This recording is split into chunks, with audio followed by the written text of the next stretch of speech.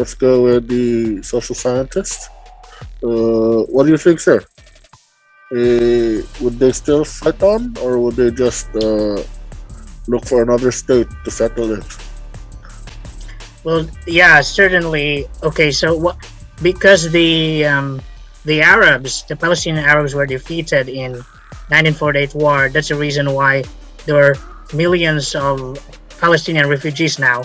I think it would be the other way around. We have to remember that in from 1947 to 1948, there were not only Palestinian refugees who fled from Palestine, but also Jewish refugees. And by the time the Israelis were defeated, I'm sure that there will be like an exodus, a repeat of what happened in the biblical times when there was an exodus of Jewish people out of Egypt.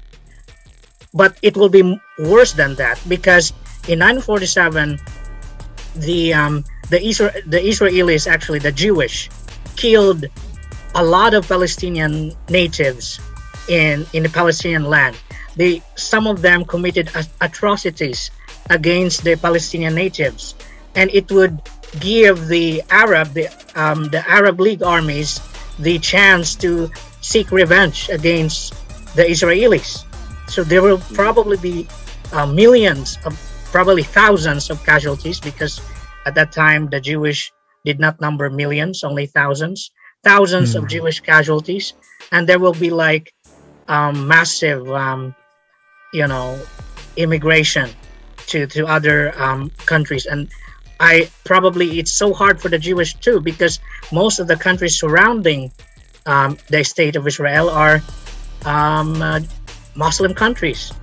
They can only probably fled to Europe or to the United States by sea. Yeah, that's what the Arabs vowed. If they would push them back to the sea.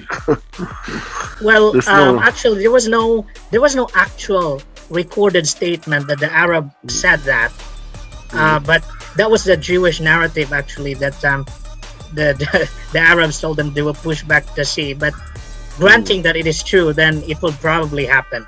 Like, because you said, sir, geographically, they're surrounded. That's correct. Arabs. That's correct. And I mean, if there were Arabs as gallant as Saladin back then in the Crusades, that would offer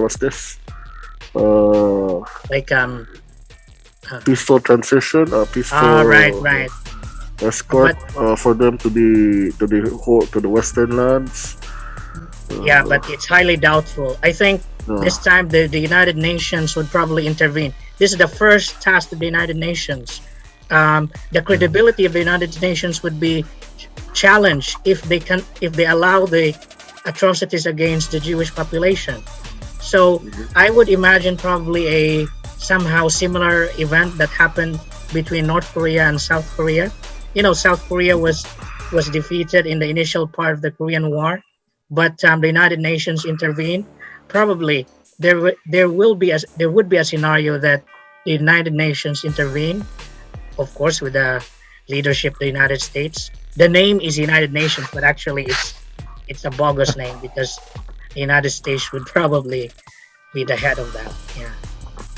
So basically, with that being said, it was a failure of the United States when the UN took their first task, which is to give state to the Israel and the Palestinian, because it never worked. So basically, U.S. failed. They could just likely claim that it's a work in progress.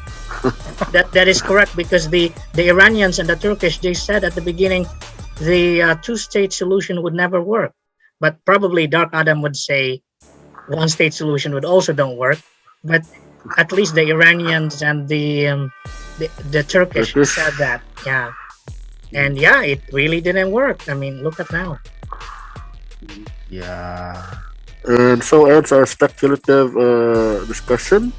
I yield back the floor to Mr. H.